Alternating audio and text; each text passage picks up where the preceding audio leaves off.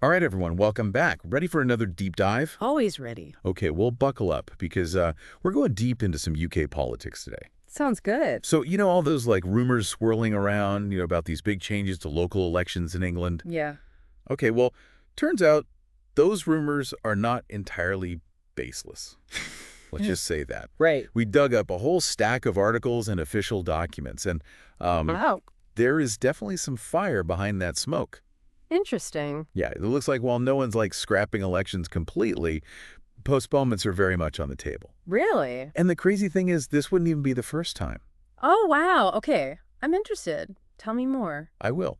So to really understand what's going on, we got to get into this thing called the English Devolution White Paper. Oh, yeah. I've heard of that. What is it exactly? Well, basically, it's kind of like this big blueprint for shifting power away from the central government and giving more power to local leaders. Ah, okay. Interesting. Yeah. And one of the main proposals in this whole thing is replacing the current system of county and district councils. You mean like the two-tier system? Exactly. They want to get rid of that and move to these single unitary authorities. So instead of having like two councils covering a smaller area, we'd have like one mega council covering a much larger area. Exactly. I know, right?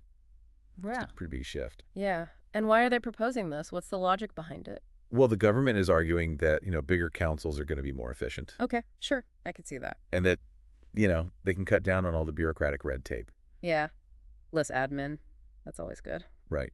And they're envisioning these new unitary authorities covering populations of over 500,000 people each. Whoa.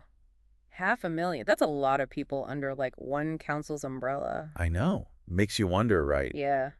Does that mean that our voices as individual residents just get diluted?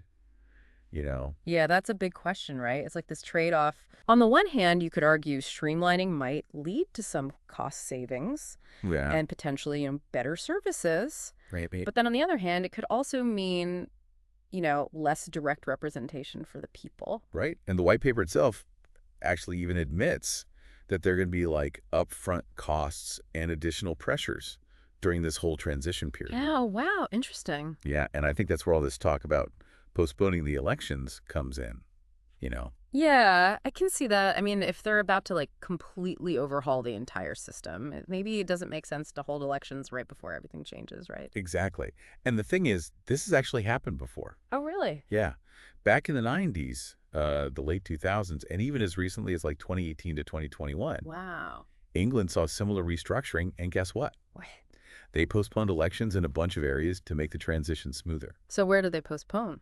Well, places like Dorset, Buckinghamshire. No. And officially they said it was to avoid voter confusion and to prevent really short terms for newly elected officials. Okay, that makes sense. Right. Yeah, But, okay, I'm going to play devil's advocate here for a sec. go for it.